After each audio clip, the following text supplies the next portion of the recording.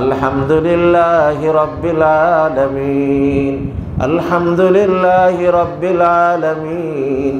আরে আল্লাহকে পালন কর্তা হিসেবে পেয়ে এরপরেও তুমি জীবন নিজের হাতে ধরে রাখতে চাও, মনে রেখেন, পুরা শরীরকে কান বানিয়ে শোনেন, যে জীবন নিজের হাতে ধরে রাখে তার পারিশানির কোনো শেষ নাই। হাদিসে আসছে, তোমরা মসজিদের ভিতরে বাজারের মতন গুম গুম করা আওয়াজ করা থেকে বিরত থাকো। ইয়াকুম মুহাইশাতিল আসওয়াক ফিল মাসাজিদ। মসজিদ আল্লাহর ঘর, যে আল্লাহর ঘরের সম্মান করে আল্লাহ তাকে সম্মানিত করে। দুনিয়ার কোনো রাজা বাদশার দরবারে এইভাবে নিজেরা কথা বলে না, সেখানে পুরা কায়নাতের খালিক আর মালিকের দরবার। আমরা হাজার মানুষ হলেও এমনভাবে বসবো মনে হবে একজন, কোনো আওয়াজ ছাড়া। যে আদবওয়ালা সে আল্লাহকে পানেওয়ালা, যত আদবওয়ালা তত আল্লাহকে পানেওয়ালা। আল্লাহ আমাদের সবাইকে আদবের লাইনে কবুল করেন। নাহমাদুহু ওয়া নুসাল্লি আলা রাসূলিহিল কারীম, আম্মা বা'দ। فأعوذ بالله من الشيطان الرجيم. بسم الله الرحمن الرحيم. ورضوان من الله أكبر. وقال رسول الله صلى الله عليه وسلم: اللهم إنا نسألك رضاك والجنة. اللهم إني أسألك رضاك والجنة وأعوذ بك من سخطك والنار. صدق الله مولانا العظيم وصدق رسوله النبي الكريم. الحمد لله الحمد لله। আল্লাহ তাআলার লাখো করোড় শুকর যে আল্লাহ তাআলার খাস ফজল করম মেহেরবানিতে দ্বীনি কথা বলা শোনার এই বরকতময় পরিবেশে আল্লাহ আমাদের শরীক হওয়ার যে তৌফিক দান করছেন তার শুকর আদায় করছি আলহামদুলিল্লাহ। হে আমার প্রিয় ভাইরা, মানুষ কোনো নেয়ামত পেয়ে যখন আল্লাহর শুকর আদায় করে তো কোরআনে কারীমের ওয়াদা আল্লাহ তার নেয়ামত বাড়িয়ে দেন। দুনিয়াবি নেয়ামত পেয়েও শুকর আদায় করে তো আল্লাহ তার দুনিয়াবি নেয়ামতও বাড়িয়ে দেন। আখিরাতের কোনো নেয়ামত পেয়ে শুকর আদায় করে তো আল্লাহ তার আখিরাতের নেয়ামতও বাড়িয়ে দেন। কোন নেক পরিবেশে শরীক হতে পেরে শুকর আদায় করে তো আল্লাহ তাকে নেক পরিবেশে শরীক হওয়ার সুযোগ তৌফিকও বাড়িয়ে দেন। আর একজন মানুষ যখন বারবার নেক পরিবেশে আসতে থাকে তো আল্লাহ তার দিলের ভিতরে নেক পরিবেশের বুঝ দিতে থাকেন। এরপরেও আসতে থাকে তো ওই বুঝ তার ভিতরে বাড়তে থাকে। বাড়তে বাড়তে একসময় আল্লাহর মেহেরবানিতে সে পুরা নেক পরিবেশের মানুষ হয়ে ওঠে। নেক পরিবেশের মানুষ হওয়ার পরেও নেক পরিবেশে লেগে থাকে নিয়ম মেনে নিয়মিতভাবে, তো আল্লাহ তাদেরকে শুধু নেক পরিবেশের মানুষই বানান না, বরং আল্লাহ তাকে নেক পরিবেশের চম্বুকও বানিয়ে নেন। যেমন লোহা অনেক সময় চুম্বকের সাথে লেগে থাকে, তো লোহার ভিতরেও চুম্বক ভাব এসে পড়ে। হয়তো একটা সময় ছিল যখন সে নিজেই পথহারা, কিন্তু আজ আল্লাহর মেহেরবানিতে সে শুধু জান্নাতি পথের পথিকই হয় না, বরং আল্লাহ তাকে জান্নাতি পথের মাইল ফলকও বানিয়ে নেন। যে মাইল ফলক দেখে দেখে অনুসরণ করে করে বহু পথহারা মানুষ জান্নাতের পথ পেতে থাকে, জান্নাতের পথ চলতে থাকে আর জান্নাত পর্যন্ত পৌঁছতে থাকে। আল্লাহ আমাদের সকলকে নেক পরিবেশের চুম্বক হিসেবে কবুল করেন। আল্লাহ আমাদের সকলকে জান্নাতি পথের মাইল ফলক হিসেবে কবুল করেন। হে আমার প্রিয় ভাইরা, শুকরগুজার মানুষ, যার জবানেও শুকুর, দিলেও শুকুর, কাজে কর্মেও শুকুরের প্রকাশ, এই মানুষটা আল্লাহর কাছে বড় পছন্দের, বড় প্রিয়, অসম্ভব পছন্দের, অসম্ভব প্রিয়।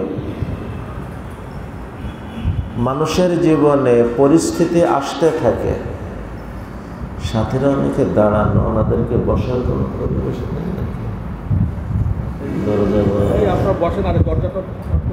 আর এই দরজাটা ভালো ঠেলে দেন, দিয়ে ওনারা সব বসে যান। হ্যাঁ, ভিতরে ওনার কষ্ট তো সময় দাঁড়ায় কষ্ট হবে না ওনাদের। আচ্ছা, দরজাটা ঠেলে দেন, হাইটা ঠেলে দেন, একদম পুরো ঠেলে দেন। আর কেউ বসে যান, কেউ দাঁড়াবে না। দুটো একসাথে। আচ্ছা, ঠিক আছে। ওখানে আল্লাহু আকবার কবীরা। জি ভাইরা আমার, তো বলতেছিলাম শুকরগুজার মানুষ, যার জবানেও শুকুর, দিলেও শুকুর, কাজে কর্মেও শুকুরের প্রকাশ, এই মানুষটা আল্লাহর কাছে বড় পছন্দের, অসম্ভব পছন্দের। মানুষের জীবনে সুবিধা অসুবিধা পাশাপাশি লেগে থাকে, পরিস্থিতি আসতে থাকে, কিন্তু ওই পরিস্থিতির ভিতরেও যদি কেউ শুকর আদায় করতে পারে, তো আল্লাহর কাছে এই মানুষটা বড় প্রিয় হয়ে ওঠে। কারোর মনের মধ্যে প্রশ্ন জাগতে পারে, হুজুর, নেয়ামত পেয়ে তো শুকর আদায় করা যায়, কিন্তু অসুবিধার ভিতরে পড়ে কেমনে শুকর আদায় করে? এখানে তো সর্বোচ্চ ধৈর্য ধরা যায়, সবর করা যায়, শুকর আদায় করবে কেমনে? হে আমার প্রিয় ভাইরা, এই বিষয়কে পরিষ্কার করতে অনেক আলোচনা সামনে আনা যেতে পারে। আমি মোটা 2-3টা কথা পেশ করব। 1 নম্বর, আজকে আমার কোনো পরিস্থিতি আসছে, এই পরিস্থিতি আল্লাহ চাইলে এর থেকেও ভয়াবহ হওয়ার আশঙ্কা নাই, তো আল্লাহ আমাকে কম অসুবিধার ভিতর দিয়ে পার করছেন, এই বিবেচনায় শুকর, আলহামদুলিল্লাহ। অসুবিধা কারণে শুকর না, আল্লাহ কম অসুবিধার ভিতর দিয়ে পার করছেন, পরিস্থিতি এর থেকে ভয়াবহ হওয়ার আশঙ্কা আছে, আল্লাহ আমাকে কম অবস্থায় পার করতেছেন, এরপরে শুকর, আলহামদুলিল্লাহ। 2 নম্বর, অনেক গুরুত্বের সাথে কথাটা খেয়াল করেন। মানুষ যখন কোনো অসুবিধার ভিতরে থাকে, অসুবিধাটাও যেমন বাস্তব, ওই মুহূর্তে সে আল্লাহর পক্ষ থেকে অনেক সুবিধার ভিতরেও এটাও বাস্তব। বরং বিশ্লেষণ করলে পরিষ্কার হবে, অসুবিধা 1টা 2টা 3টে, হাতে গোনা কয়েকটা হবে, কিন্তু ওই মুহূর্তেও সে আল্লাহর পক্ষ থেকে এত সুবিধা ভোগ করতেছে, যার সংখ্যা 2টা না, 10টা না, 100টা না, 1000টা না। কোরআন আমাকেও ওই অবস্থায় লক্ষ্য করে বলে, তুমিও যদি গুনতে চাও এই মুহূর্তে আল্লাহর নেয়ামত তোমার পরে কি পরিমাণ, তো গুণে শেষ করতে পারবে না। ওয়া ইন তাউদ্দু নি'মাতাল্লাহি লা তুহসুহা। মনে করেন 2 দিন থেকে আমার দাঁত যন্ত্রণা করতেছে,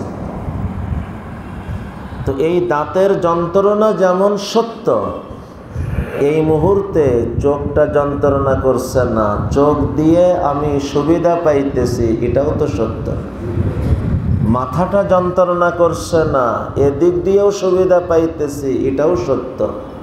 হার্টে যন্ত্রণা করছে না, কিডনিতে যন্ত্রণা করছে না, পেটে যন্ত্রণা করছে না, হাত পাতে যন্ত্রণা করছে না, এই সব দিক দিয়ে আমি সুবিধা পাইতেছি, এগুলোও তো সত্য। এই সময় আসমান থেকেও উপকার পাইতেছি, সূর্য নক্ষত্র থেকেও উপকার পাইতেছি, জমিন থেকে উপকার পাইতেছি, আলো বাতাস অক্সিজেন থেকে উপকার পাইতেছি। হে আমার প্রিয় ভাইরা, আমি যদি ব্রেনকে চতুর্মুখী ছড়াই দিই, তো বাস্তবতা হলো এত দিক দিয়ে এত নেয়ামত এখনও পাইতেছি, আমি চাইলে গুণে শেষ করতে পারবো না। মনে করেন আজকে আমার একটা সন্তান কথা শুনছে না, যার কারণে আমি একটু অসুবিধা, একটা সন্তান থেকে আমি অসুবিধায় আছি, বাকি সন্তান দিয়ে আলহামদুলিল্লাহ আমি সুবিধা পাইতেছি। অথবা আরো বেরেনকে ছড়ান চারিদিক দিয়ে, ওই সময় ভাই বোন দ্বারা আমি অসুবিধায় না, সুবিধা পাইতেছি। প্রতিবেশী দ্বারা, বন্ধু বান্ধব দ্বারা, অধীনস্থদের দ্বারা, সহকর্মীদের দ্বারা, উপরস্থ ব্যক্তিদের দ্বারা আমি সুবিধা পাইতেছি কম বেশ। যদি এমনটা হতো একই সাথে আমার ঘরের স্ত্রীও আমার থেকে মুখ ঘোরায় নিছে, সন্তানরাও মুখ ঘোরায় নিছে, ভাই বোনও মুখ ঘোরায় নিছে, প্রতিবেশীরাও মুখ ঘোরায় নিছে, অধীনস্থ যাদের দিয়ে আমি কাজ করি তারাও মুখ ঘোরায় নিছে, সহকর্মীরাও, আমার উপরস্থ যারা তারাও আমার থেকে মুখ ঘোরায় নিছে, সব জন আমাকে পর বানাই ফেলছে। পরিস্থিতি এমন হওয়ার নাই? তো অসুবিধা একটা, দুইটা, তিনটে, হাতে গোনা কয়েকটা, কিন্তু সুবিধা তো চতুর্মুখী, অসংখ্য লাইনে, অসংখ্য ধারাতে, অসংখ্য সুবিধাতে।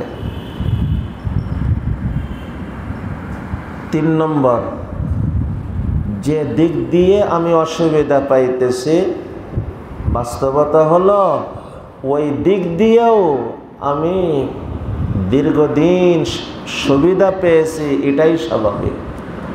যেমন 2 দিন থেকে দাঁত যন্ত্রণা করতেছে, 2 দিন আগ পর্যন্ত এই দাঁত দিয়ে বছর তো সুবিধা পেয়েছে।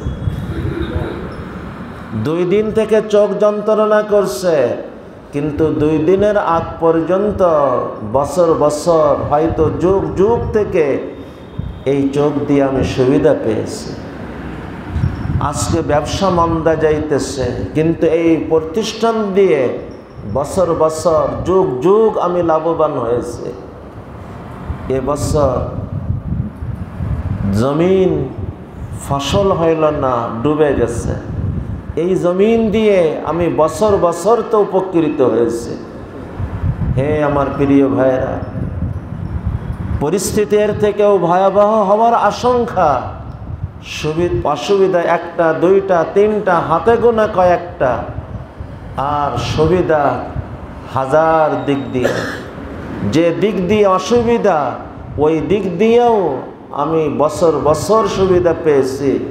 এই সব বাস্তবতাকে সামনে রেখে একটু ভাবি, যখন আমার জীবনে কোনো অসুবিধা আসে, আমি সব ভুলে শুধু এই একটা দুইটা অসুবিধাকেই বড় করে ভাবি, আর আল্লাহর থেকে পাওয়া সব সুবিধাকে ভুলে যায়।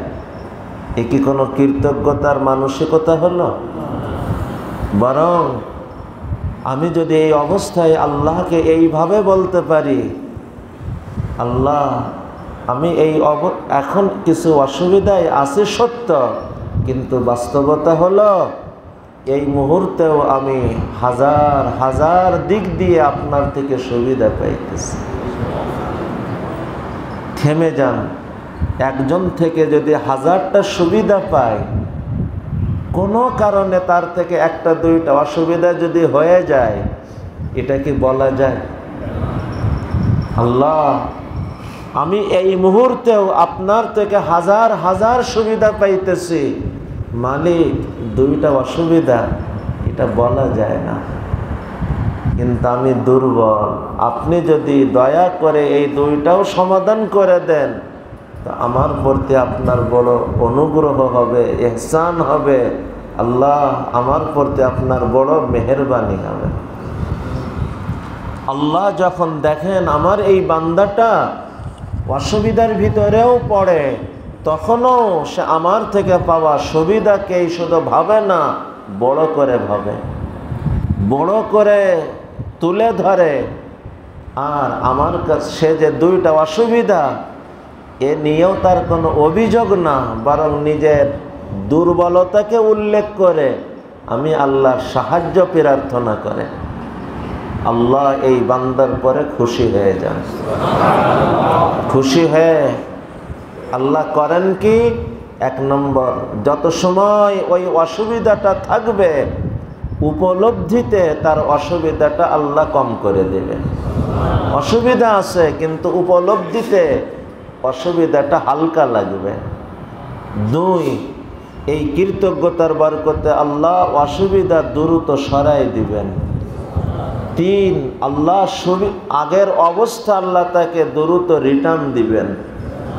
4, আল্লাহ মেহেরবান হন, তো আগের থেকেও উন্নত অবস্থা আল্লাহ তাকে দান করবেন।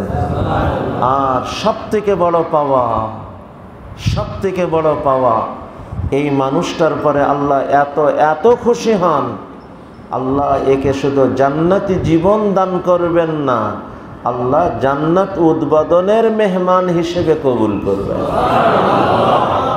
ভাবছেন কথা? এক হলো জান্নাতি জীবন পাওয়া, এই তো বড় পাওয়া। বা আরো একটু পিছনে যান, এক হইতেছে শাস্তি পেয়ে জান্নাত পাওয়া, আর একটা হলো শুরু থেকেই জান্নাতি জীবন পাওয়া, আর এক হলো শুধু শুরু থেকেই জান্নাত না, জান্নাত উদ্বোধনে মেহমান হতে পারা। শাস্তি পেয়ে জান্নাতে আসা, আর একটা হলো শাস্তি ছাড়া তার জীবনের শুরুটা জান্নাত দিয়ে হওয়া, আর এক হলো জান্নাত উদ্বোধনের মেহমান হতে পারা।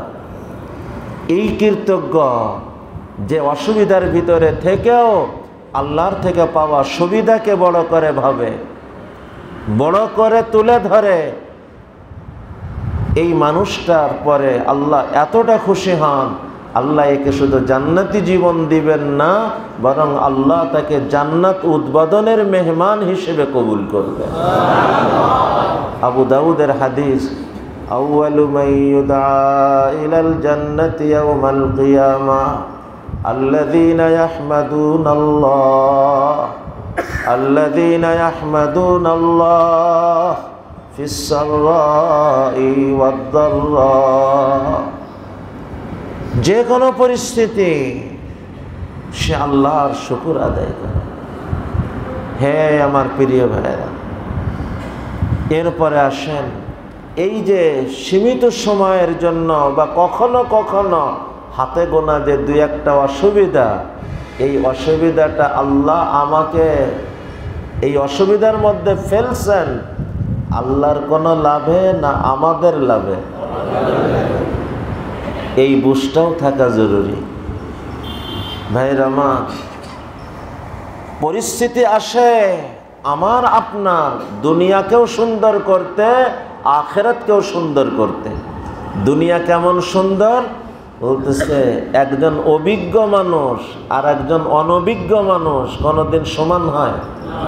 তো পরিস্থিতি আসে, পরিস্থিতির ভিতর দিয়ে একজন মানুষকে যোগ্য মানুষ, অভিজ্ঞ মানুষ, বাস্তবতাকে বুঝতে পারা মানুষ বানানোর জন্য।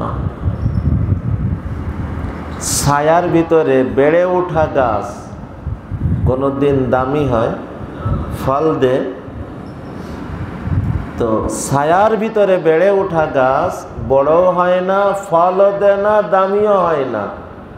যে গাছ রোদে পড়ে, বৃষ্টিতে ভেজে, ঝড়ে দোল খেয়ে এর ভিতরে দাঁড়িয়ে থাকে, এই গাছটা বড় হয়, দামি হয়, ফল দেওয়ার হয়। ভাইরা মা, স্বর্ণকে আগুনের ভিতরে পোড়ানো হয় স্বর্ণকে ক্ষার মুক্ত করে দামি বানানোর জন্য, অলংকার বানানোর জন্য। পরিস্থিতি কখনো আগুনের মতন উত্তপ্ত পরিস্থিতিও হতে পারে, কিন্তু মনে রাখা, আল্লাহ আগুন দিয়েছেন নেমত হিসেবে, দুনিয়াতে গজব হিসেবে না। দেখেন, চাউলকে খাবারের উপযুক্ত বানানো হয় আগুন দিয়ে, কাঁচা তরকারিকে স্বাদের তরকারি বানানো হয় আগুন দিয়ে। এখন যদি কেউ ভুল ব্যবহার করে আর পোড়ায় এই খাবার কয়লা আর ছাই বানাই ফেলে, এর জন্য আগুন দায়ী না আগুনের দেনেওয়ালা আল্লাহ দায়ী, না আমি দায়ী? আমি দায়ী, আমার ভুল ব্যবহার দায়ী। তদ্রূপ মানুষের জীবনে পরিস্থিতি আসে, তার জীবনকে উপযুক্ত জীবন, যোগ্যতা সম্পূর্ণ জীবন দুনিয়াতে, অভিজ্ঞতা সম্পূর্ণ জীবন দুনিয়াতে, আর আখেরাতে জান্নাতের উপযুক্ত, বরং আরো সূক্ষ্ম খার গলায় জান্নাত উদ্বোধনের উপযুক্ত করে গড়ে তোলার জন্য পরিস্থিতি আসে আমাকে উপযুক্ত মানুষ বানানোর জন্য। এখন যদি আমি পরিস্থিতিকে ভুল ব্যবহার করে, অধৈর্য হয়ে, হাই হতাশ করে আমি আমার জীবনকে পোড়ায় কয়লা বানাই আর ছাই বানাই, এর জন্য পরিস্থিতি দায়ী না, এর জন্য আল্লাহ দায়ী না, এর জন্য আমি নিজে দায়ী, আমার ভুল ব্যবহার দায়ী। আল্লাহ তো পরিস্থিতি দিয়েছিলেন আমাকে উপযুক্ত মানুষ করে গড়ে তোলার জন্য। আল্লাহ তো আগুনের মতন উত্তপ্ত পরিস্থিতি দিয়েছিলেন আমার জীবনকে উপযুক্ত জীবন করে গড়ে তোলার জন্য। হে আমার প্রিয় ভাইরা, ডাক্তার যখন ইঞ্জেকশন ফোটায়, অবাস করে, অপারেশন করে, মজা লাগে? কষ্ট হয়, চোখ দিয়ে পানিও এসে যায়, উফ আওয়াজও বের হয়ে যায়, কিন্তু ভিতরে একটা বুঝ থাকে, যে বুঝের কারণে ডাক্তারকে টাকাও দেয় আবার শুকরিয়াও আদায় করে। এই বুঝটাই যদি আল্লাহর সাথে কেউ গ্রহণ করতে পারে, যে আল্লাহ আমাকে পরিস্থিতির ভিতরে রাখছেন আল্লাহর কোনো লাভে না, আমাকে সুস্থ করার লাভে। যেমন ডাক্তার আমাকে কষ্ট দিতেছে, ডাক্তারের কোনো লাভে না, আমাকে সুস্থ করার লাভে। আল্লাহ আমাকে পরিস্থিতির ভিতরে রাখছেন আল্লাহর কোনো লাভে না, আমাকে আখিরাতের যোগ্য করে গড়ে তোলার জন্য, জান্নাতের উপযুক্ত করে গড়ে তোলার জন্য, জান্নাত উদ্বোধনের উপযুক্ত করে গড়ে তোলার জন্য। হে আমার প্রিয় ভাইরা,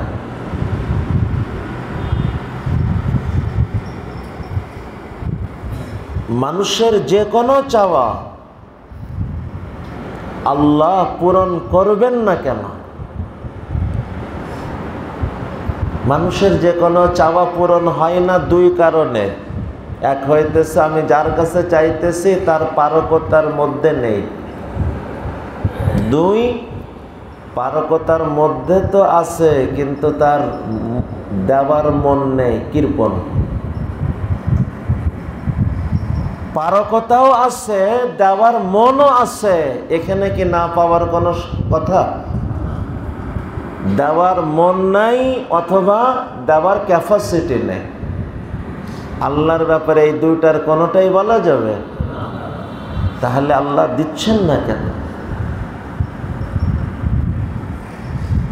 পুরানা উদাহরণ মনে পড়ছে, সন্তান মায়ের কাছে ঘি চাইতেছে, মায়ের হাতে ঘির বোতল ভরা, সন্তানের চাওয়া অপূরণ রাখতে পারবে মা? কিন্তু সন্তানের পেট যদি দুর্বল হয়, তখন মা বলবে, বেটা এখন ঘি খেলে তোমার ক্ষতি হবে, তুমি সুস্থ হও, এরপরে মন ভরে খেয়ে নিও, তোমার জন্য রেখে দিলাম। আমি হয়তো আল্লাহর কাছে যা চাইতেছি ওটা হয়তো ঘি তুল্য কোনো চাওয়া হইতেছে, যে ব্যাপারে আমার পেটটা দুর্বল। আমি তো চাইতেছি না বুঝে, কিন্তু আল্লাহ তো আমাকে দিবেন না বুঝে না, বুঝে বুঝে। আমি তো চাই অবুঝের মতো, না বুঝে, কিন্তু আল্লাহ তো আমাকে দিবেন বুঝে বুঝে। এখন দেওয়া ভালো হলে এখন দিবেন, 2 দিন দেরি করা ভালো হলে 2 দিন দেরি করবেন, 2 যুগ দেরি করা ভালো হলে 2 যুগ দেরি করবেন। ওই পারে দেওয়া ভালো হলে ওই পারের জন্য স্টক করে রাখবেন। হাদিসে আসছে, হাসরের ময়দানে বান্দা অনেকে নেকির এক স্তূপ দেখে অবাক হয়ে বলবে, এমন কোন নেকির কাজ তো আমি করি নাই। তখন তাকে বলা হবে, তোমরা যে আল্লাহর কাছে দোয়া করতে আর মনে করতে আল্লাহ পূরণ করতেছে না, মূলত আজকের তোমার বেশি প্রয়োজনের দিন, যে দিনের জন্য আল্লাহ তোমার এই সব চাওয়াগুলো আজকে দেওয়ার জন্য স্টক করে রাখছে। হ্যাঁ আমার প্রিয় ভাইরা, একটু লক্ষ্য করেন, আমরা যে দৈনিক নামাজ পড়ি, প্রত্যেক নামাজের প্রত্যেক রাকাতে সর্বপ্রথম কোরআনের যে আয়াতটা তেলাওয়াত করা হয়, আমি নিজে করি বা আমার পক্ষে ইমাম সাহেব করেন, সূরা ফাতিহা। এর প্রথম আয়াত শুরু হয় কি দিয়ে? আলহামদুলিল্লাহ। যেদিন আমি অসুস্থ থাকি সেই দিন এই আয়াত বাদ দিয়ে আর রহমানুর রহিম থেকে পড়ি। যেদিন কোনো পরিস্থিতির ভিতরে, সেদিনও আলহামদুলিল্লাহ দ্বারাই নামাজ শুরু করে। এমনকি আমার কলিজার টুকরা সন্তানকে মাত্র দাফন করে আসছি, নামাজে রক্ত হয়েছে, নামাজে দাঁড়িয়েছি। মাত্র সন্তানকে দাফন করে আসলাম, বাবা মাকে দাফন করে আসলাম, জীবন সঙ্গিনীকে দাফন করে আসলাম। আজকের নামাজে তো কমপক্ষে আলহামদুলিল্লাহ বাদ দিয়ে পড়ব। আমি অসুস্থ, সেই দিনের নামাজেও, যেদিন আমি পরিস্থিতির ভিতরে, সেই দিনের নামাজেও, আমার জীবনের সবথেকে কঠিন পরিস্থিতি যেদিন, সেই দিনের নামাজেও মাত্র আমার কলিজাকে দাফন করে নামাজে দাঁড়িয়েছি। এই নামাজেও আমি শুরু করতেছি আলহামদুলিল্লাহ, আলহামদুলিল্লাহ, আলহামদুলিল্লাহ। আজকেও আলহামদুলিল্লাহ। কেন আলহামদুলিল্লাহ আজকে? এর উত্তরও আল্লাহ সাথে সাথে দিয়ে দিচ্ছেন। আলহামদুলিল্লাহি রাব্বিল আলামিন, রব্বিল আলামিন। সমস্ত প্রশংসা ওই আল্লাহর। কোন আল্লাহর? যিনি আমাকে পালছেন, আমাদেরকে পালছেন, গোটা জগৎবাসীকে পালছেন। সেই পালনকর্তা, জগৎবাসীর পালনকর্তা, জগৎ সমূহের পালনকর্তা ওই আল্লাহর জন্য সমস্ত প্রশংসা। ভাইয়ের আমার, যিনি পালেন তিনি ভালো জানেন কখন আমাকে খাওয়াইতে হবে, কখন আমাকে ক্ষুধার্ত রাখতে হবে।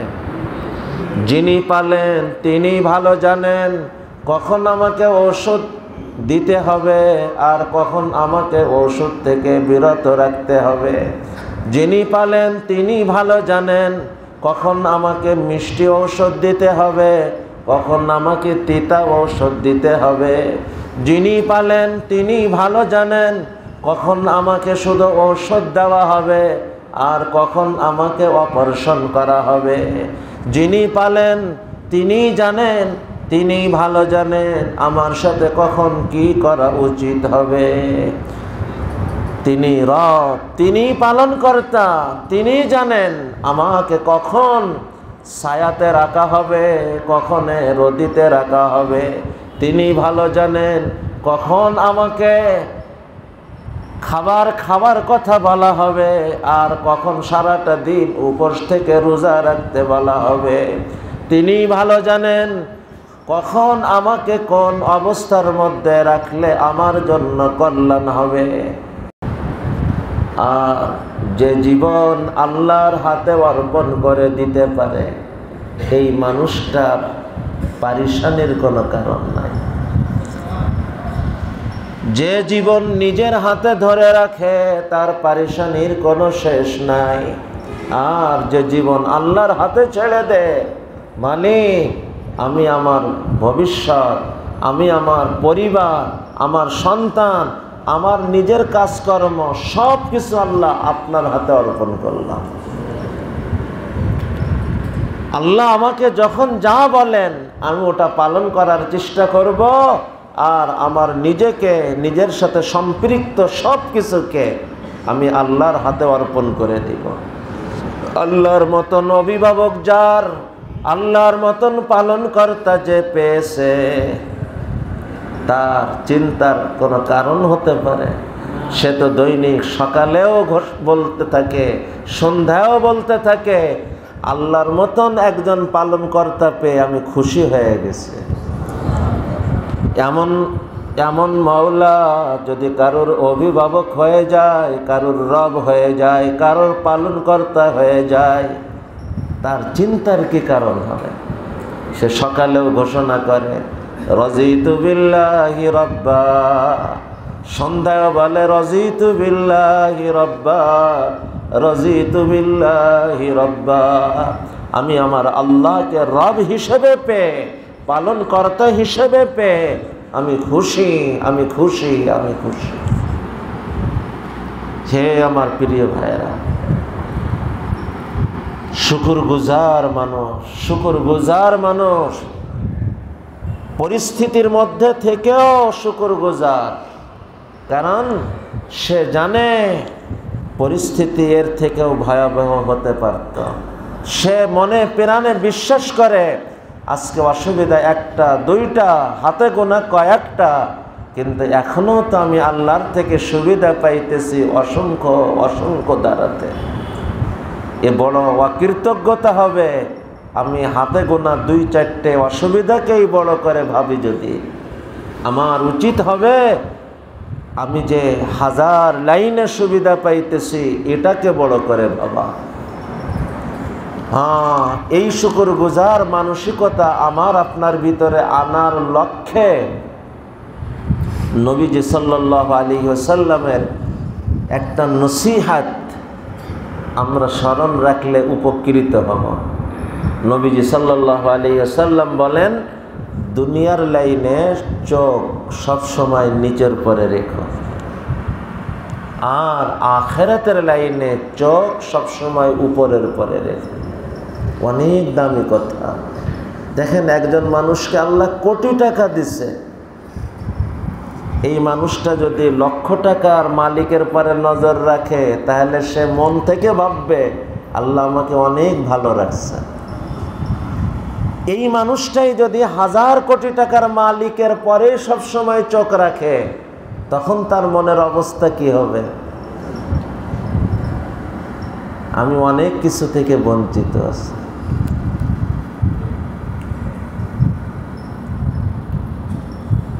নবীজি এজন্য বলেন সাল্লাল্লাহু আলাইহি ওয়াসাল্লাম, চোখ দুনিয়ার ব্যাপারে নিচের পরে রেখো, তো ভিতরে কৃতজ্ঞতার জজবা, মানসিকতা জাগ্রত হবে।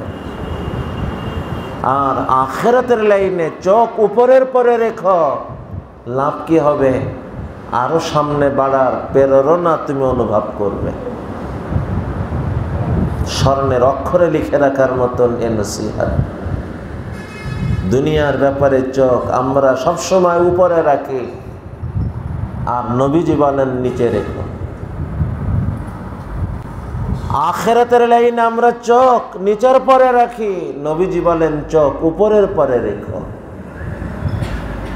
যাই হোক ভাইয়েরা আমার, শুকুরের থেকে কথা অনেক দূর পর্যন্ত চলে আসছে। আমি তো আপনাদের সামনে কোরআনে কারীমের একটা আয়াত তেলাওয়াত করেছিলাম, রসুল করিম সাল্লাল্লাহু আলাইহি ওয়াসাল্লামের একটা হাদিস বা দোয়া শুনিয়েছিলাম। তিলাওয়াতকৃত আয়াত এবং হাদিসকে সামনে রেখে কিছু সময় কিছু কথা বলার চেষ্টা করব। যদিও সময় অনেক হয়ে গিয়েছে, এজন্য লম্বাভাবে বলার সুযোগ হবে না, সংক্ষিপ্ত আকারে কিছু কথা আরজ করব। আল্লাহ চাহে উপকার হতে পারে, একটু মনোযোগ দিয়ে কথাগুলো শোনার চেষ্টা করব। হে আমার প্রিয় ভাইয়েরা, এই পৃথিবীতে যা কিছু আছে একটু লক্ষ্য করেন তো, কোনো কিছু উদ্দেশ্য ছাড়া সৃষ্টি হয়েছে? যখন সৃষ্টি জগতের প্রতিটি সৃষ্টির পিছনেই উদ্দেশ্য, তো সৃষ্টি জগতের সর্বসেরা সৃষ্টি মানব জাতি, তার সৃষ্টির পিছনে কি উদ্দেশ্য থাকবে না? শুধু কি উদ্দেশ্য থাকবে না, যখন এ সেরা তো এর পিছনের উদ্দেশ্যও হবে সেরা। কি সেই সেরা উদ্দেশ্য? হে আমার প্রিয় ভাইরা, আমরা যদি সৃষ্টি জগৎকে পর্যালোচনা করি তো দেখব গোটা সৃষ্টি জগৎ মানুষের কল্যাণেই সৃষ্টি, প্রত্যক্ষভাবে বা পরোক্ষভাবে। আজ বিজ্ঞানও আস্তে আস্তে এগুলো স্বীকার করতেছে, আর কোরআন তো আগেই আমাদেরকে জানাই দিয়েছে বারবার এ কথা, জাআলা লাকুম, খালাকা লাকুম, খালাকনা লাকুম। এই যে লাকুম লাকুম লাকুম, তোমাদের জন্য, তোমাদের জন্য, তোমাদের জন্য। তো গোটা সৃষ্টি জগৎ মানুষের জন্য, আর মানুষকে সৃষ্টি করা হয়েছে গোটা সৃষ্টি জগতের যিনি স্রষ্টা, যিনি আমারও স্রষ্টা, আমাদের সকলের স্রষ্টা, সেই আল্লাহ সুবহানাহু ওয়া তাআলাকে চিনার জন্য। এক নম্বর, কে তিনি? জানো তোমার আল্লাহকে, জানো তোমার মালিককে, তার পরিচয় জানো, কেমন মালিকের মানুষ তুমি, তার পরিচয় জানো।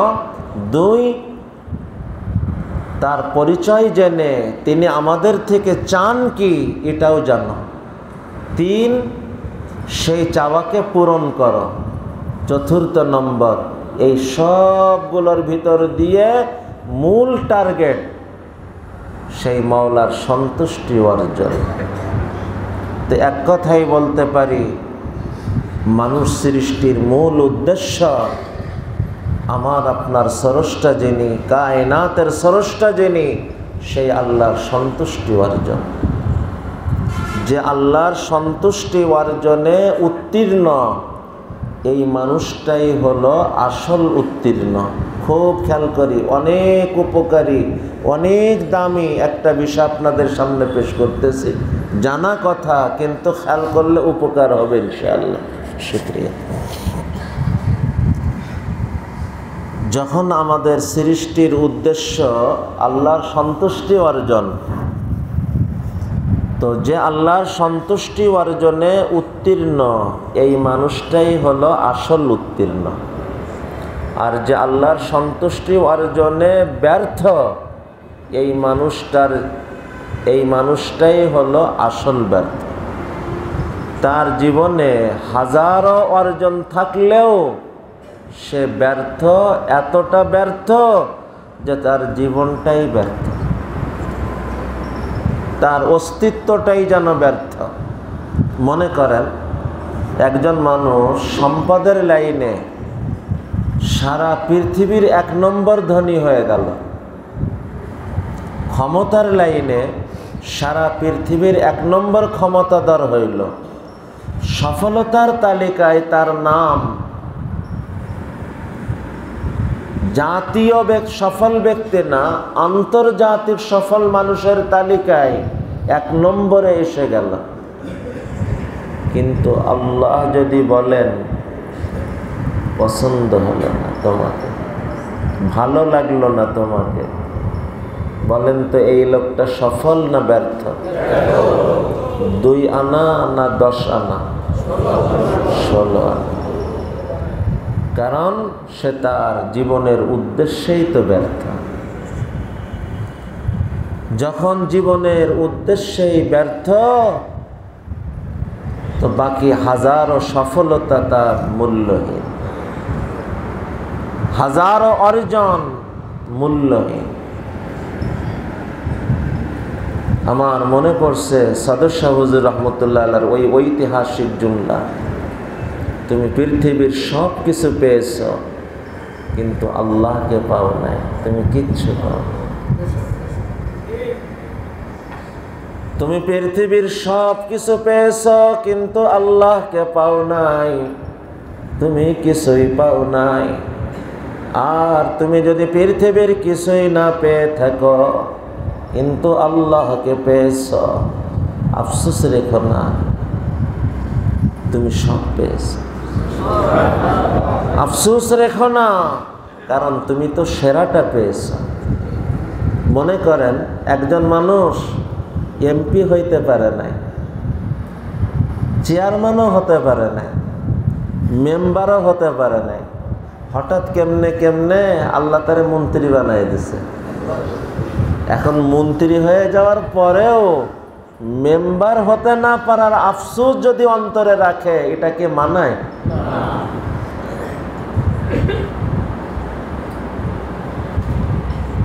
তোমার পৃথিবীর কোনো অর্জন হয় নাই কিন্তু সারা পৃথিবীর সর্বসেরা অর্জন আল্লাহকে অর্জন করেছ। তুমি তো সেরাটা পেয়েছ, অন্য কোনো কিছু না পাওয়া তোমার আফসোস মানায় না।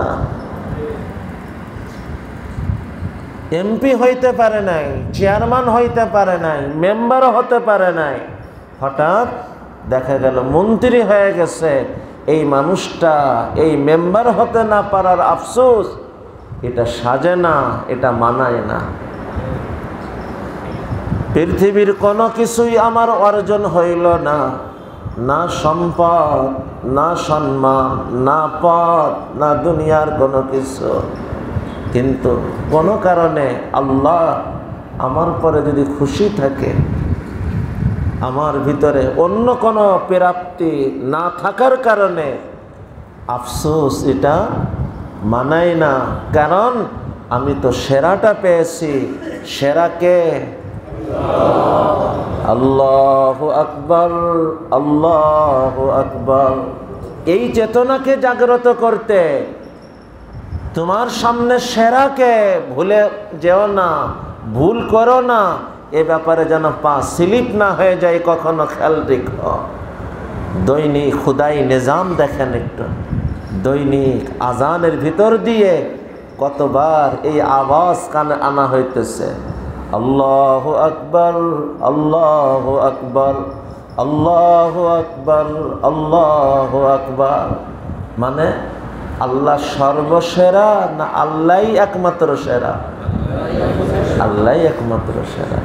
আল্লাহর সামনে সব তুচ্ছ, অতি তুচ্ছ, নগণ্য, অতি নগণ্য, ছোট, অতি ছোট। আল্লাহই হলেন একমাত্র বড়, আল্লাহই হলেন একমাত্র সেরা। আল্লাহু আকবার, আল্লাহু আকবার। দৈনিক আজানের ভিতর দিয়ে কতবার এই আওয়াজ আমাকে শোনানো হইতেছে। কেন? যাতে দুনিয়ায় চলতে এক এক সময় এক একটা বড় হয়ে হয়ে আসবে। খবরদার তুমি যেন স্লিপ না হয়ে যাও, এর কোনোটাই তুমি বড় হিসেবে গ্রহণ করে না ফেলো। মনে রেখো, বড় কিন্তু একজন, তিনি হলেন আল্লাহু আকবার, আল্লাহু আকবার, আল্লাহু আকবার, আল্লাহু আকবার। শুধু কি আজান? মসজিদে আসে ইকামতে ওই আওয়াজ, আল্লাহু আকবার, আল্লাহু আকবার, আল্লাহু আকবার, আল্লাহু আকবার। শুধু কি ইকামত? সে নামাজ পড়ে আল্লাহু আকবার, রুকুতে আল্লাহু আকবার, সাজদাতে আল্লাহু আকবার, আবার ওঠে আল্লাহু আকবার। শুধু কি এক পর্যন্ত?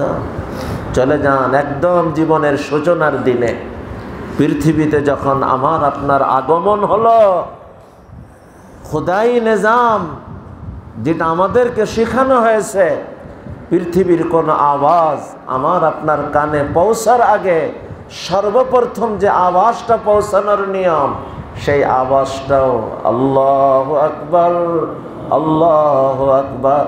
শুধু এতটুক না, না, স্বতন্ত্রভাবে ডান কানে আজান, বাম কানে ইকামত। পৃথিবীর কোনো আওয়াজ তার কানে পৌঁছার আগে সর্বপ্রথম আওয়াজ যা তার কানে পৌঁছানোর নিয়ম, ডান কানে আজান, বাম কানে ইকামত। এই আজানের শুরুটাও আল্লাহু আকবার, ইকামতের শুরুটাও আল্লাহু আকবার। কি বোঝানো হয়েছে?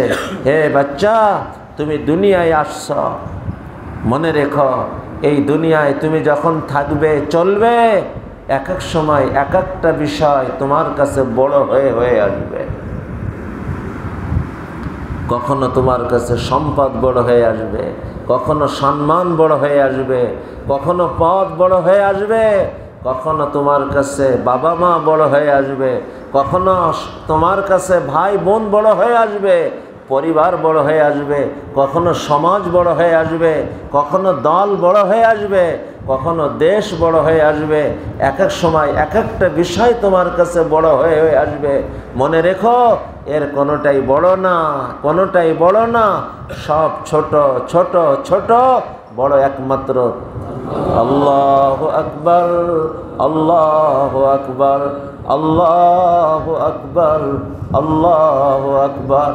এই যে আওয়াজ সর্বপ্রথম তার কানে পৌঁছল, খেয়াল করেন, সে দুনিয়ায় যতদিন থাকবে, মৃত্যু পর্যন্ত, শৈশবে সে মসজিদে আসবে না, কিন্তু আজানের আওয়াজ তার ঘরের ভিতরে যে আল্লাহু আকবার, ওই প্রথম আওয়াজ যে আল্লাহু আকবারের আওয়াজ, সেই আওয়াজ দৈনিক সকালবেলাতেও, দুপুরবেলাতেও, বিকালবেলাতেও, সন্ধ্যাতেও, রাতেও ওই একই আওয়াজ তার কানে পৌঁছানোর খোদাই নিজাম। সে যখন মসজিদে আসার উপযুক্ত, মসজিদে ঢোকানোর পরেও ইকামতের ভিতর দিয়ে ওই আওয়াজ, নামাজ পড়তেছে, সেই নামাজের বিসমিল্লাহ, সেই আওয়াজ আল্লাহু আকবার। একই কথা জীবনের প্রথম দিন থেকে নিয়ে শেষ দিন পর্যন্ত একটা দিনও বাদ যায় নাই তার কানে পৌঁছানো। কি জন্য? শুধু একটা, এই বিষয় আমার জীবনের সর্বসেরা বিষয়। যে এই স্থানে ফেল হলো, তার জীবনটাই ফেল হয়ে গেল। যে আল্লাহকে পাওয়াতে ফেল হলো, তার অস্তিত্বটাই ফেল হলো। সারা পৃথিবীর এক নম্বর ধনী, সারা পৃথিবীর এক নম্বর ক্ষমতাধর, সারা পৃথিবীব্যাপী সফল মানুষের তালিকায় তার নাম এক নম্বরে। কিন্তু আল্লাহকে যদি সে না পেয়ে থাকে, বলেন সে কি সফল না ব্যর্থ? কতটা ব্যর্থ? 16 আনাই ব্যর্থ। তার জীবনটাই ব্যর্থ, তার অস্তিত্বটাই ব্যর্থ, তার জন্মটাই ব্যর্থ, তার সৃষ্টিটাই যেন ব্যর্থ, একদম মূল্যহীন সে। যখন এই সব কথার উদ্দেশ্য, হে আমার প্রিয় ভাইয়েরা, জীবনের উদ্দেশ্যকে কখনো ভুলে যাব না। উদ্দেশ্যে উত্তীর্ণ হওয়া, এটাই আমার জীবনের আসল উত্তীর্ণ হওয়া। এটাকে ঠিক রেখে এরপরে যদি হাজারো উত্তীর্ণ হওয়া, হাজারো অর্জন আমার জীবনে আসে, অসুবিধা নেই। আপনি 1000 কোটি টাকার মালিক হন, নিষেধ নেই। সারা দুনিয়ার ক্ষমতাধর হন। হযরত সুলাইমান আলাইহিস সালাম কেমন রাজত্ব, মানুষের পরে, জিন্নাতের পরে, পশু পাখির পরে, বাতাসের পরে তার রাজত্ব আল্লাহ দান করছেন। কিন্তু মূল আল্লাহকে পাওয়া। আল্লাহকে পাওয়া মানে আল্লাহর সন্তুষ্টি পাওয়া।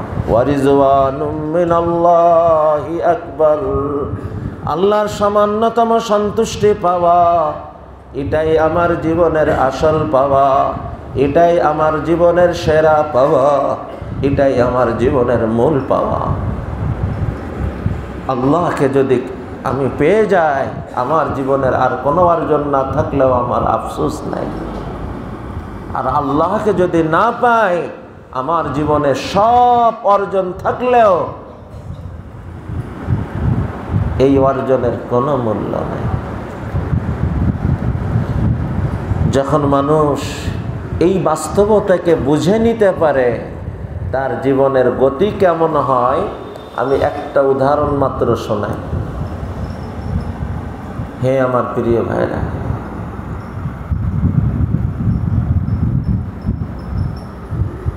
একটা ছাত্র, বাস্তব গল্প, কোনো কাল্পনিক না, এবং আমার খুব কাছের একজন মানুষ, ছাত্র জীবনে পরীক্ষার হলে বসছে।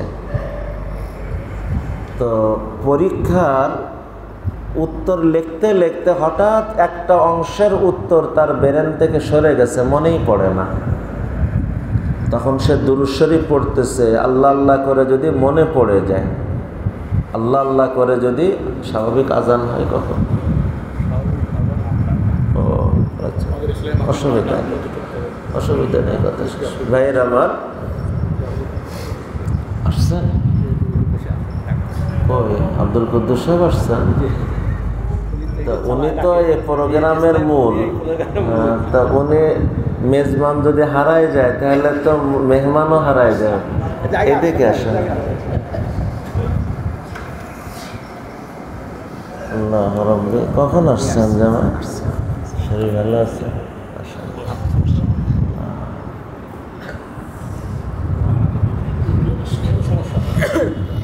আল্লাহু আকবার কবীরা। তো জি ভাই, শোনাইতেছিলাম একটা ছাত্র পরীক্ষার হলে বসছে পরীক্ষা দিতে। প্রশ্নের একটা অংশের উত্তর মনেই পড়ছে না। তো সে দুরূদ শরীফ পড়তেছে, আল্লাহ আল্লাহ করে যদি মনে পড়ে যায়। আল্লাহর কি কুদরত, বরং বলেন আল্লাহর কি পরীক্ষা। ঠিক ওই সময় পাশে বসা এক ছাত্র তার আর এক সাথীকে প্রশ্নের এই অংশ জিগাইতেছে আর বন্ধুকে ও উত্তর দিতেছে। এ জিগানোর মধ্যেও না, উত্তর দেওয়ার মধ্যেও না, তাদের কথোপকথন এর কানে আসতেছে। পুরা বিষয় পরিষ্কার হয়ে গেছে। এখন উত্তর লিখতে যাবে, হঠাৎ মনের মধ্যে জেগে উঠছে, এই উত্তর তো আমার মনে ছিল না। তারা যে জিগাইলো আর উত্তর দিল, এই জিগানো আর উত্তর দেওয়া এটা কি ন্যায় না অন্যায়? এটা নকল না? তো আমার তো মনে ছিল না, তাদের এই নকলের ভিতর দিয়েই আমার মনে পড়ছে, যদিও এই অন্যায় আমার কোনো সম্পৃক্ততা নাই। এখন যদি এই উত্তর আমি লিখি, এটাও এক ধরনের নকল হয়ে যায় কিনা, এই কথা যেই না মনে আসছে, ওই অংশের উত্তর না লিখে পরবর্তী অংশের উত্তর লিখতে শুরু করছে।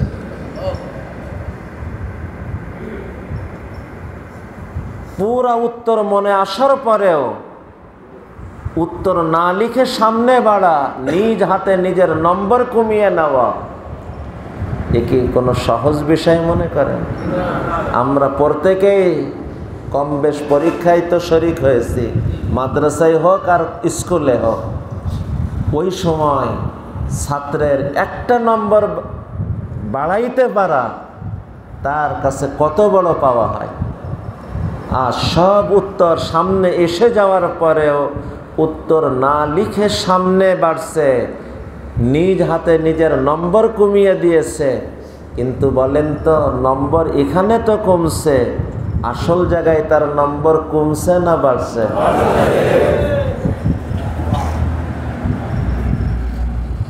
এমনকি এই অংশের নম্বর না লেখার কারণে নম্বর কমে যাওয়ার দরুন যদি সে ফেল হয়ে যায়, সবাই তাকে ফেল ছাত্র বলে মনে করে।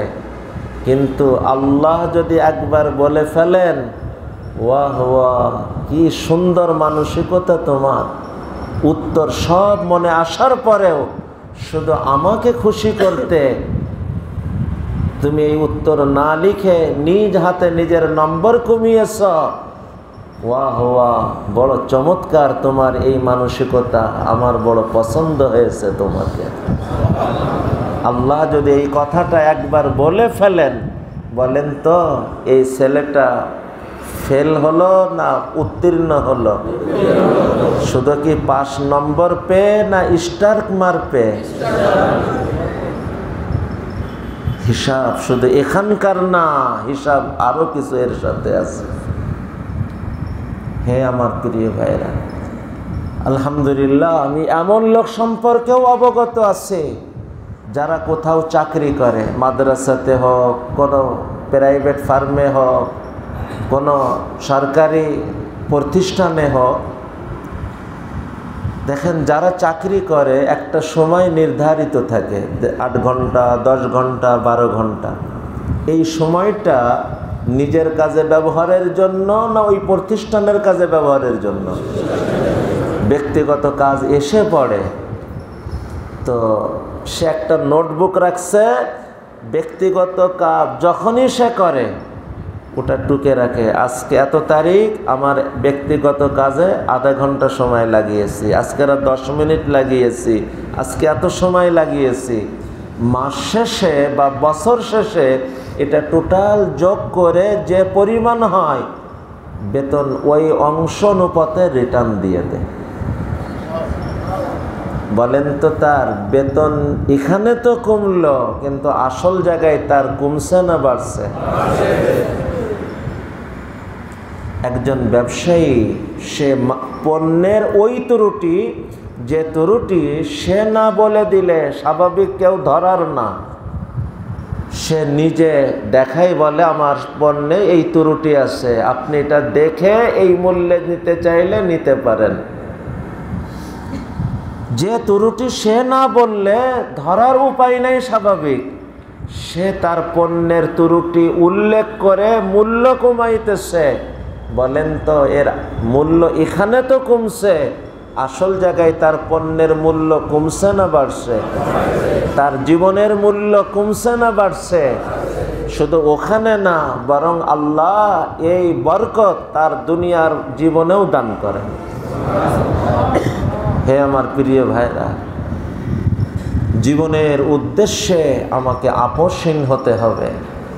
আজকেরা একটু ভাবেন, এই যে ছেলেটা সব উত্তর সামনে এসে যাওয়ার পরেও উত্তর না লিখে সামনে বাড়ছে, এই মানুষটা যদি ভাবত তো তার ভাবার সুযোগ ছিল কিনা? কি ছিল আমি তো বলিনি, আপনি আগেই বলে দিলেন। সে যদি ভাবতে চাইতো তো এই ভাবার সুযোগ ছিল কিনা?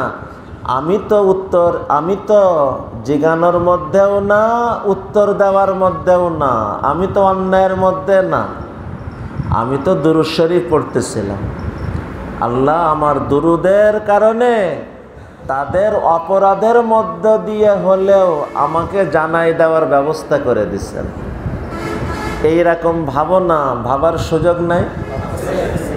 হে আমার প্রিয় ভাইরা, মনে রাখা, আমার ভিতরের থাকা জ্ঞান যদি শুধু আমার পক্ষে ভাবানোর মানুষ বানায়, তাহলে বুঝতে হবে এই জ্ঞান হলো ওই ধারার জ্ঞান যে জ্ঞান থেকে আমার নবীজি আল্লাহর কাছে পানাহ চাইতেন। আল্লাহুম্মা ইন্নী আউযু বিকা মিন ইলমিন লা ইয়ানফা। আর আমার ভিতরের থাকা জ্ঞান আমাকে যদি সাবধান হতে শেখায়, তাহলে বুঝতে হবে এই জ্ঞান হলো ওই ধারার জ্ঞান যে জ্ঞান আমার নবীজি আল্লাহর কাছে প্রার্থনা করতেন। আল্লাহুম্মা ইন্নী আসআলুকা ইলমান নাফিআ। আরে আমার ভিতরের থাকা জ্ঞান যদি আমার পক্ষে ভাবাই, শুধু বুঝতে হবে এই জ্ঞান হলো শয়তানের ওয়ারিস বানানোর জ্ঞান। আর আমার ভিতরের থাকা জ্ঞান যদি আমাকে সাবধান হতে শেখায়, বুঝতে হবে এই জ্ঞান হলো আমাকে নবীর ওয়ারিস বানানোর জ্ঞান। হে আমার প্রিয় ভাইরা, কথা অনেক দূরে চলে গিয়েছে, শেষ অংশে চলে যায়। আল্লাহর সন্তুষ্টি যা আমার জীবনের মূল লক্ষ্য, আমি অর্জন করতে চাই, আল্লাহর সন্তুষ্টি অর্জনে উত্তীর্ণ হতে চাই। কিন্তু আল্লাহর সন্তুষ্টি অর্জনে আমি উত্তীর্ণ হব কেমনে? প্রশ্ন আসে। হে আমার প্রিয় ভাইয়েরা, আল্লাহ তার বান্দাদেরকে তাদের সৃষ্টির উদ্দেশ্যে উত্তীর্ণ হওয়ার লক্ষ্যে বা বলেন আল্লাহর সন্তুষ্টি অর্জনে উত্তীর্ণ করার লক্ষ্যে আল্লাহ দুইটা জিনিস দিয়েছেন। এই দুইটার দোনোটাই বুঝতে হবে আর গ্রহণ করতে হবে, তখন আমি আমার জীবনের উদ্দেশ্য আল্লাহর সন্তুষ্টি অর্জনে উত্তীর্ণ হতে পারব। এক নম্বর, আল্লাহ তার সন্তুষ্টির রূপরেখা কোরআন ও হাদিসের ভিতরে দান করছেন। অতএব আমাকে কোরআন ও হাদিসের সাথে সম্পর্ক নিবিড় থেকে নিবিড় করতে হবে। দুই নম্বর, কোরআন ও হাদিসে আসা আল্লাহর সন্তুষ্টির রূপরেখা যা আল্লাহ দান করছেন, ওই রূপরেখা যারা জীবনে ধারণ করছে আর সৃষ্টির উদ্দেশ্যে উত্তীর্ণ হয়েছে, ওই আল্লাহর সন্তুষ্টি প্রাপ্ত মানুষগুলিকে আল্লাহ আমাদের জীবনের মাইল ফলক হিসেবে দান করছেন যে তুমি তোমার জীবনকে এনাদের মতন সাজানোর চেষ্টা করো।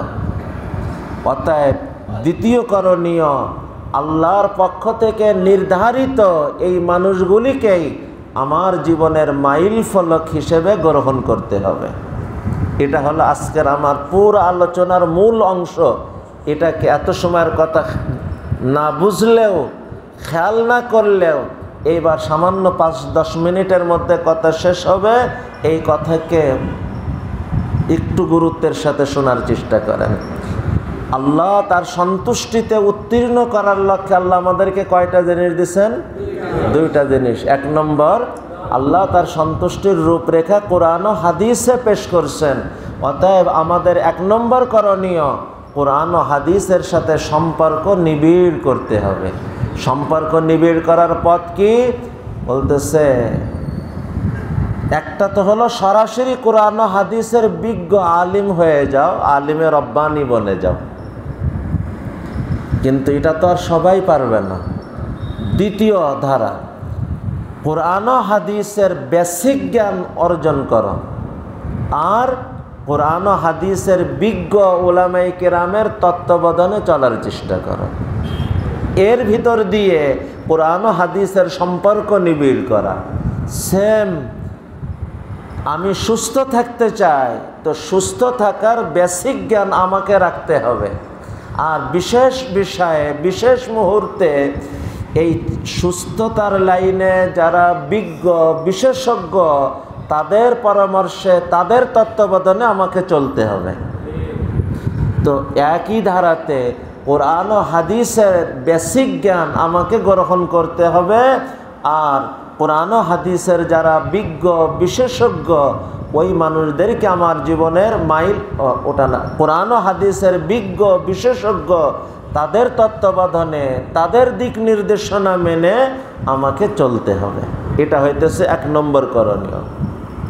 আল্লাহ আমাদের সবাইকে কোরআন ও হাদিসের সাথে সম্পর্ক নিবিড় থেকে নিবিড় বানানোর তৌফিক দান করেন। আজকের অনেকে মনে করে কোরআন হাদিস মাদ্রাসার হুজুর ছাত্রদের জন্য। না না, কোরআন কোথাও এ কথা বলে নাই, হাদিস কোথাও এ কথা বলে নাই। কোরআন ও হাদিস সমস্ত মানব জাতির জন্য। কোরআন ও হাদিস গোটা মানব জাতির জন্য। আমি যেই হই না কেন, আমার জন্যই আল্লাহ এ কোরআন ও হাদিস দান করছে। অতএব কোরআন বিশুদ্ধ তেলাওয়াত শেখার সম্পর্ক, কোরআন কিছু মুখস্থ করার সম্পর্ক, দৈনিক 1 আয়াত 1টা হাদিস করে বুঝার সম্পর্ক, আর কোরআন হাদিসের যারা বিজ্ঞ বিশেষজ্ঞ, সেই উলামায়ে রব্বানিয়িন, তাদের সাথে সম্পর্ক রেখে, তাদের তত্ত্বাবধানে, তাদের দিক নির্দেশনা মেনে চলার চেষ্টা করব। এখানে থেমে আমি আমার ওই পুরানা কথাকে আমি আবার দোহরাইতেছি। হে আমার প্রিয় ভাইয়েরা, এই উম্মতের ইঞ্জিন হলো উলামায়ে কেরাম, আর পুরা উম্মত ওই ইঞ্জিনের সাথে মিলে থাকা বগি। বগি যদি ভাঙ্গা চোরাও হয় আর ইঞ্জিনের সাথে মিশে থাকতে পারে, ভাঙ্গা বগিটাও ইঞ্জিনের সাথে চলতে চলতে গন্তব্যে পৌঁছতে পারে। আর বগি যদি ইঞ্জিন থেকে বিচ্ছিন্ন হয়ে যায়, ওটা ফার্স্ট ক্লাস বগি, এসি বগি হলেও গন্তব্যে পৌঁছার কোনো নিশ্চয়তা থাকে না, কোথায় পড়ে থাকবে কিছুই জানা নাই। অতএব দ্বীনের লাইনে উলামায়ে কেরাম এই উম্মতের ইঞ্জিন, পুরা উম্মত ওই ইঞ্জিনের সাথে মিলে থাকা বগি। আমি আপনি ওই উলামায়ে কেরামের সাথে জুড়ে থাকব, মিলে থাকব, তাদের দিক নির্দেশনা মেনে তত্ত্বাবধানে চলার চেষ্টা করব। তো ইনশাআল্লাহ ইনশাআল্লাহ ইনশাআল্লাহ আল্লাহ আমাদেরকে গন্তব্যে কবুল করে নিবে, আল্লাহ সন্তুষ্টি অর্জনে আল্লাহ আমাদেরকে উত্তীর্ণ করে নেবেন ইনশাআল্লাহ। 2 নম্বর ছিল আল্লাহ উত্তীর্ণ করার লক্ষ্যে যারা উত্তীর্ণ হয়েছে তাদেরকে মাইল ফলক হিসেবে সামনে পেশ করছেন। আমি কার মতন হব, আমার সন্তানকে, পরিবারকে, আপনদেরকে কার মতন বানাবো, এটা বড় ইম্পর্টেন্ট বিষয়, বড় গুরুত্বপূর্ণ বিষয়। আমি আমার মন মতন আমার মাইল ফলক নির্ধারণ করার অনুমতি আমাকে দেওয়া হয় নাই। এই বিষয়টা বোঝার জন্য আমি আপনাদেরকে শুধু একটা তথ্য ভাবতে অনুরোধ করব। এই বিষয় কতটা গুরুত্বপূর্ণ, আল্লাহ আমার আপনার সামনে এই বিষয় দৈনিক একবার না, 2 বার না, ডর্জন বার না, ডর্জন ডর্জন ডর্জন বার এই বিষয় সামনে আনছেন। তুমি কার মতন হতে চাও, তোমার আপনদেরকে কার মতন বানাবে, এটা আল্লাহ নির্ধারণ করে দিয়েছেন। ওটাকে বুঝে নাও, গ্রহণ করে নাও। আমরা নামাজ পড়ি না, একজন মানুষ যদি 1 রাকাত নফল নামাজও না পড়ে, শুধু ফরজ, ওয়াজিব আর সুন্নাতে মুআক্কাদা, এই মানুষটাও দৈনিক 32 রাকাত নামাজ পড়ে। এই 32 রাকাতের প্রত্যেক রাকাতে সূরা ফাতিহা, সূরা ফাতিহার মধ্যে লক্ষ্য করেন, সে নিজে পড়ে বা তার পক্ষে ইমাম পড়ে। এই সূরা ফাতিহার মধ্যে আল্লাহ আমাদেরকে শিখাইতেছেন, বলো ইহদিনাস সিরাতাল মুস্তাকিম, ইহদিনাস সিরাতাল মুস্তাকিম। আল্লাহ আমাকে সিরাতে মুস্তাকিমের হেদায়েত দান করেন। এরই উত্তরে আল্লাহ পুরা কোরআন নাজিল করছেন, আর সেই কোরআনের শুরুতে কথাটা জানায়ও দিছেন, ওদিকে আমি এখন যাব না। এরপরে আল্লাহ কথাকে সামনে বাড়াইতেছেন, সিরাতাল্লাযীনা আন'আমতা আলাইহিম, সিরাতাল্লাযীনা আন'আমতা আলাইহিম। আল্লাহ ওই মানুষদের রাস্তার হিদায়াত আমাকে দান করেন। ওই মানুষদের রাস্তা বলছেন, বলেন নাই এবার কোরআনের রাস্তা, বলেন নাই হাদিসের রাস্তা, বলেন নাই ওই মতবাদের রাস্তা, এটা তো আগে বলা হয়ে গেছে। এখন কথা সামনে বাড়ায় আল্লাহ বলতেছেন ওই মানুষদের রাস্তা, যারা বলতে চায় কোরআন ও হাদিসের পরে আর কাউকে প্রয়োজন নাই, তারা কান খুলে বিষয়টাকে শুনে নিক আর বুঝে নিক। দৈনিক 32 বার করে আমার আপনার সামনে, কমপক্ষে সামনে আনা হইতেছে, বলো ইহদিনাস সিরাতাল মুস্তাকিম, সিরাতাল্লাযীনা আন'আমতা আলাইহিম, সিরাতাল্লাযীনা আন'আমতা আলাইহিম। আল্লাহ ওই মানুষদের রাস্তা আমার সামনে এনে দেন। কোন মানুষ? যাদের পরে আপনি নেয়ামত নাজিল করছেন। আর নেয়ামত পাওয়ার সর্বসেরা নেয়ামত, ভিত নেয়ামত, জীবনের উদ্দেশ্যে উত্তীর্ণ হতে পারার নেয়ামত, আল্লাহর সন্তুষ্টি অর্জন পাওয়া নেয়ামত। সেই মানুষগুলি কারা? তাও আল্লাহ কোরআনে শোনাইতেছেন, উলাইকাল্লাযীনা আন'আমাল্লাহু আলাইহিম মিনান নাবিয়্যিন ওয়াস-সিদ্দীকিন ওয়াশ-শুহাদাই ওয়াস-সালিহিন। এই আয়াত যদি এখানে ব্যাখ্যাকে মূলের সাথে মেলায়, তাহলে আয়াতের অর্থ এইভাবে দাঁড় করানো যায়, সিরাতাল্লাযীনা আন'আমতা আলাইহিম মানে সিরাতান নাবিয়্যিন ওয়াস-সিদ্দীকিন ওয়াশ-শুহাদাই ওয়াস-সালিহিন। সিরাতাল্লাযীনা আন'আমতা আলাইহিম, এই আয়াতের অর্থ হলো সিরাতান নাবিয়্যিন ওয়াস-সিদ্দীকিন ওয়াশ-শুহাদা'i ওয়াস-সালিহিন। তুমি কার মতন হতে চাও, কোরআন তোমাকে নির্ধারণ করে দিয়েছে। তুমি সর্বপ্রথম তোমার জীবনের মাইল ফলক বানাও নবীকে, এরপর সিদ্দিককে, এরপরে শহীদদেরকে, এরপর আল্লাহর নেক প্রিয় বান্দাদেরকে। এখানে অথবা অথবা শব্দ না, এবং এবং এবং শব্দ দিয়ে, অর্থাৎ এই চার শ্রেণীর চারো শ্রেণীকে তোমার জীবনের মাইল ফলক বানাও। আজকের আমরা মাইল ফলক কাদেরকে বানাই? স্বাভাবিক মানুষ বলতেছে যারা দুনিয়ার লাইনে ভালো আর দ্বীনি ব্যাপারে একটু মাইন্ড রাখে। মেয়ে বিবাহের সময়, সন্তান বিবাহের সময়, এমনকি সন্তানকে মানুষ করার সময় সে চিন্তা করে আমার সন্তানকে আমি ডাক্তার বানাবো, এ বানাবো, তা বানাবো, সাথে যেন একটু দ্বীনি মাইন্ডের হয়, ইসলামী মাইন্ডের হয়। আমি সবগুলোর মধ্যে সেরা অবস্থা চাইতেছি, আর দ্বীন ও ইসলামের ব্যাপারে শুধু মাইন্ডের পরে আমি খুশি হয়ে আছি। দিনদার হবে, পুরো ইসলাম মানার হবে, এটা ভাবতেছে না। ভাবতেছিস দুনিয়ার সব ব্যাপারে তো সেরা হবে, আর এই ব্যাপারটা একটু মাইন্ড রাখলেই হয়ে যাবে। আর আমরা যারা নিয়মিত মসজিদে আসি, আমাদের অবস্থাও, মাদ্রাসায় থাকি, আমাদের অবস্থাও ইনাদের থেকে খুব বেশি ব্যতিক্রম না। আমাদের অবস্থা, আমরা কার মতন হতে চাই? অমুক সেলিব্রিটির মতন, যাকে সারা দুনিয়া চেনে, লক্ষ লক্ষ যার ফলোয়ার আছে পৃথিবীতে, সে যেখানেই যায় মানুষ তাকে চেনে। হে আমার প্রিয় ভাইরা, মাশহুর হওয়ার পিছনে পড়ো না, মাকবুল হওয়ার পিছনে পড়ো। শহরতের পিছনে পড়ো না, কবুলিয়তের পিছনে পড়ো। আল্লাহর কাছে শহরতের 2 পয়সারও মূল্য নাই, আল্লাহর কাছে মূল্য হলো কবুলিয়তের মূল্য। অতএব আমার জীবনের মাইল ফলক প্রসিদ্ধির ভিত্তিতে না, আমার জীবনের মাইল ফলক যাদের ব্যাপারে আশা হয় আল্লাহর কাছে তারা গ্রহণযোগ্য, মাকবুল, এই মানুষগুলিকে জীবনের মাইল ফলক বানানোর চেষ্টা করা। এই যে 4 শ্রেণীর মানুষ যে বললাম, এই 4 শ্রেণীর মানুষকে যদি কেউ পর্যালোচনা করে তো দেখবে এই 4 শ্রেণীর 4 শ্রেণীর অবস্থায় কি আমরা নিজেদেরকে প্রকাশ করতে যত ব্যস্ত, ইনারা নিজেদেরকে গোপন করতে তার থেকে বেশি ব্যস্ত। অনেক সময় মানুষের মধ্যে একটা ধোঁকা কাজ করে যে একটু পরিচয় পরিচিতি না হলে কাজ করব কেমনে।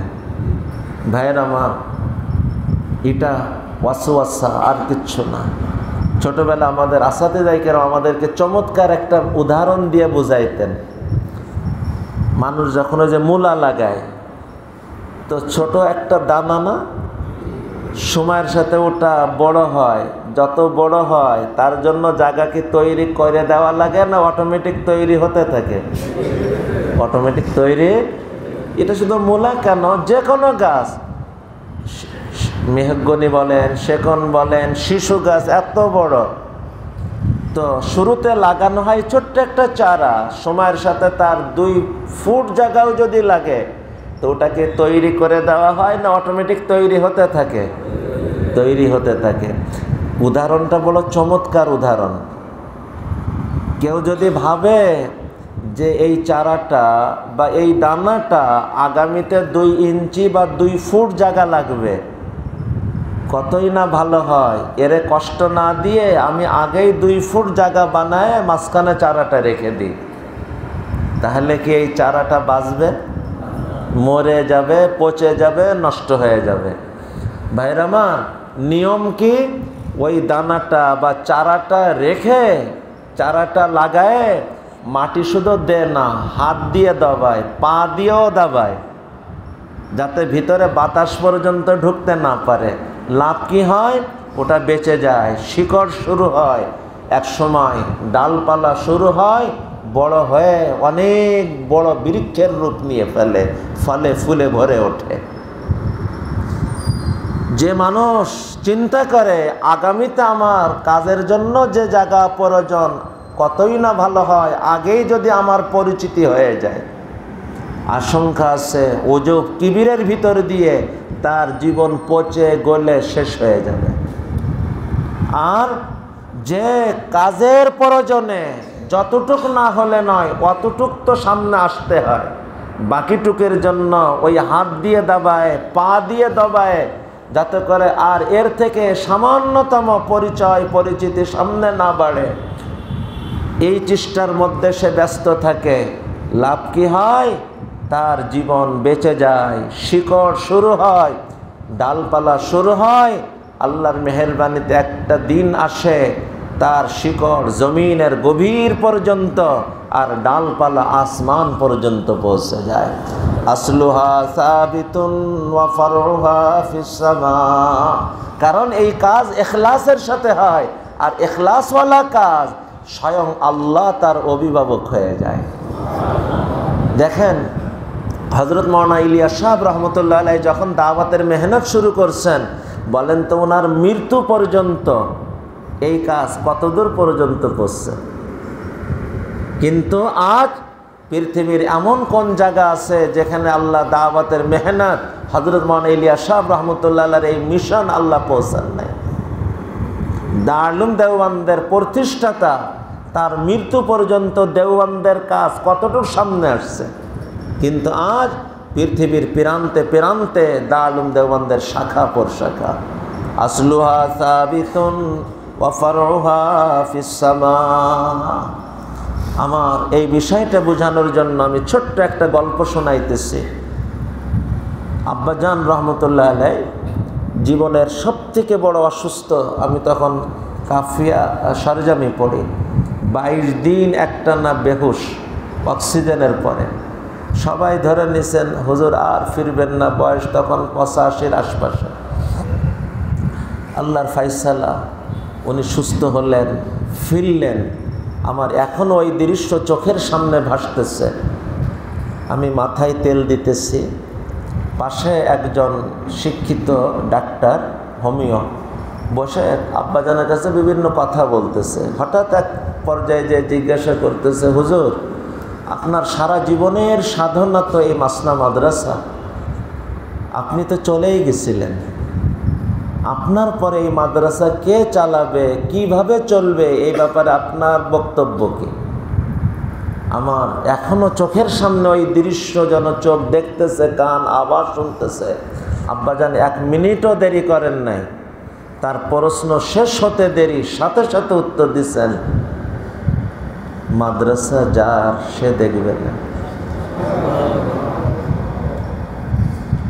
কথা আমার কাছে মনে হয় যেন হিমালয় পাহাড় থেকেও ভারী। মাদ্রাসা যার সে দেখবে না, আমি তো রাখা।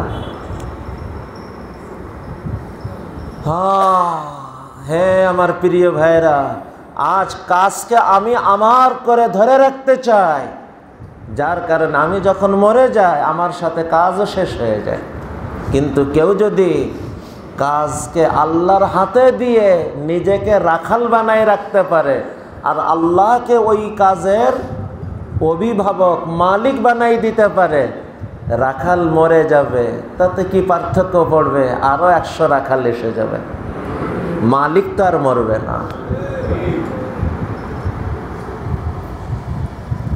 আজকে আমি মসজিদ বানাই, শুধু নিজে মাদ্রাসা বানাই, আমি মুতাওয়াল্লি, আমার পরে আমার সন্তান মুতাওয়াল্লি, এই ধারাতে কত পর্যন্ত ভাবে।